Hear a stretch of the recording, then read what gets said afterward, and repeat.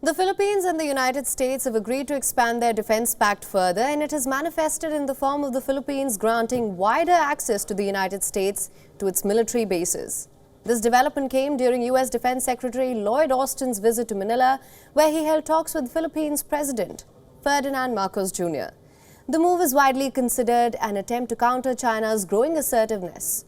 What will be the practical implications of this enhanced defense cooperation agreement, and what is the United States strategy here?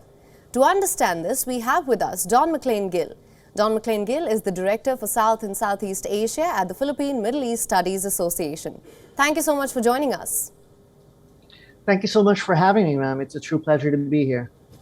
My first question to you, as you know, the U.S. troops have been granted access to 4 more military bases in the Philippines. How do you assess this defense agreement between the two countries? Right, thank you for that question. While the exact timeline and locations are still uncertain, the fact of the matter is that the Biden administration and the Marcos Jr. administration have been, they have indeed expressed their strong desire to enhance and maximize the function of the EDCA.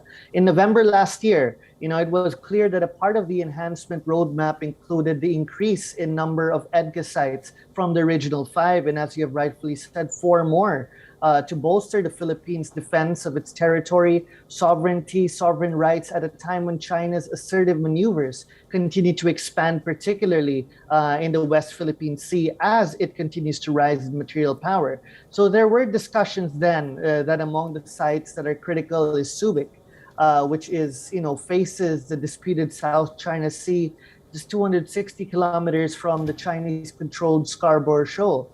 However, as I mentioned earlier, the locations are still not final.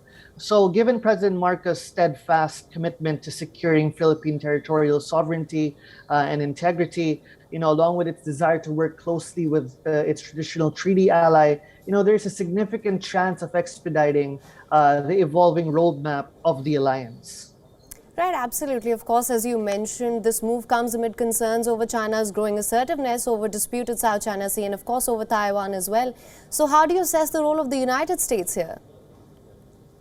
Well, of course, the United States seeks to maintain its presence in the Indo-Pacific, as it calls itself a resident power, and of course, to be able to balance and check China's assertiveness as it continues to provoke the established rules-based order.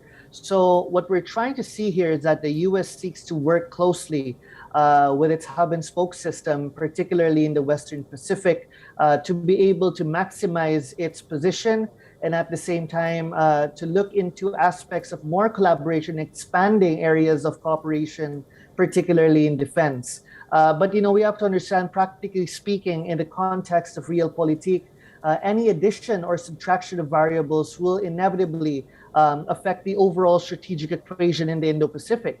Hence, by increasing U.S. presence in the region, it will be most likely that China will seek to offset these advancements and developments, by solidifying its position in the region, particularly in the Western Pacific. Right, absolutely. On that note, Defense Secretary Lloyd Austin was previously in South Korea as well, where the aim was to set up drills to counter North Korea. What is your take on the United States strategy?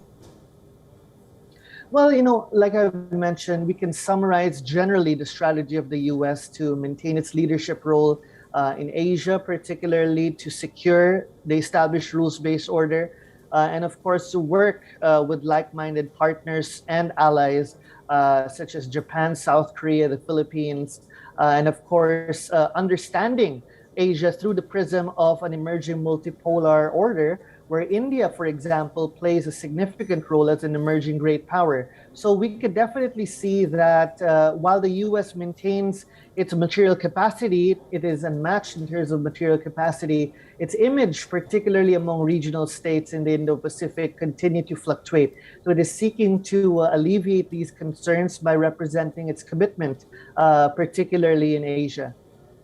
Right. Now, coming back to the enhanced defense cooperation agreement with the Philippines, it's part of a decades-long alliance. U.S. troops are already allowed to alternate 5 Philippine bases, including those near disputed waters, as you mentioned earlier as well. Now, the Philippines, as I mentioned, has granted access to 4 more bases. What can you tell us of the implications of increased U.S. troop presence here? Right. As I've said, every little aspect of development, particularly in defense, will alter the security architecture of the Western Pacific to a significant degree. However, it is also important for the Philippines, for that matter, to maximize its position and the utility of the alliance to be able to safeguard its defense, its deterrence against the assertive China.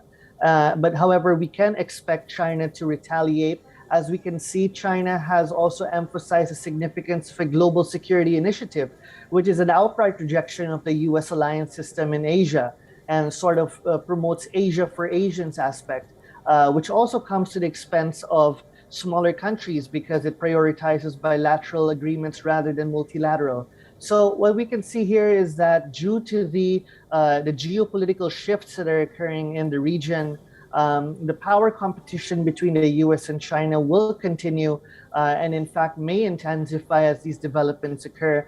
But it is, of course, the middle powers of the region that seek to prioritize their security and development and not fall deeper into the brewing US power competition by looking for alternative routes. And this includes diversification of strategic partners. Right, absolutely. In fact, I was just going to come to that, and you have touched on this. What sort of a response, if any, can we expect from China? What options does this leave China with?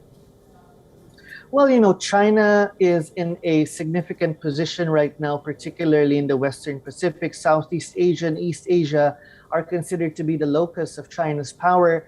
And of course, the maritime domain is absolutely critical for China, the East China Sea, the South China Sea, where it seeks to maximize its power projection. But we have to understand that China is also facing significant constraints domestically. We are talking about domestic unrest, particularly because of the pandemic. And still, we can see that such instances may escalate in the future. That is still uncertain, however. But these particular factors, domestic and systemic, will have to make China choose wisely, particularly as not to escalate the situation at home, but at the same time have the potential to harness nationalism at home to safeguard the political seat and at the same time project power as well. So it's this particular balance that China will have to take, considering, of course, the changes that are taking place in the region. Right, of course, and the point here is that expansion comes as China becomes increasingly assertive in pressing its claim to the self-ruled island of Taiwan, as well as in the South China Sea, where it claims almost the entire waterway. So how effective do you think this expansion will prove to be in deterring China? Well, the expansion of particular bases in the context of EDCA is a welcoming development, as mentioned by the Philippine government. And of course, the Philippine ambassador to the United States has also said that this is a welcoming development as well. The Philippines is in that position where it seeks to maximize its defense capabilities, its military modernization. And of course, we can look at this as an opportunity, of course, for countries like the Philippines to harness and supplement the diversification of strategic partners. So this could also be an area where the Philippines can collaborate with India and Japan, for example, to supplement, of course, these developments and expansion of bases in line with, of course, the Philippines' defense capabilities. We are looking into the BrahMos sale, and perhaps there could be a future engagement with the United States that would supplement the BrahMos with a particular defense system as well, a missile defense system. So, these are the aspects that we are looking into. But of course, from Manila's point of view, it does not seek to significantly provoke the security architecture of the region, given, of course, its most powerful neighbor is just right next door. And this is, of course, something that Manila seeks to deal with in a more peaceful manner, particularly with Beijing. But at the same time, it will not forgo its territorial integrity and its right to maximize, of course, and bolster its capacity to defend its borders. Absolutely. And also in its bid to counter China, the United States has opened an embassy in Solomon Islands after a 30-year absence as it seeks to boost diplomatic relations in the Pacific. The United States, of course, is on a mission to bolster its presence in the Indo-Pacific. What's your take on this? Well, you're absolutely right. We can definitely see that there have been gaps in terms of the U.S. presence in the Indo-Pacific, because, of course, of its preoccupation away from the region. So it tries to maintain and tries to reassure its partners and allies that the U.S. is very much committed in the Indo-Pacific. And as we can see, what has happened in the South Pacific, particularly with China's involvement and its bolstering engagements with the island nations, also serves as a wake-up call for Washington to not be too relaxed with its influence in the Indo-Pacific. And because of this realization, we are slowly seeing a recalibration of Washington's policy. In fact, the defense papers that the White House has published last year, by the end of last year, also highlighted the importance of the Indo-Pacific in U.S. foreign and security policy. Right.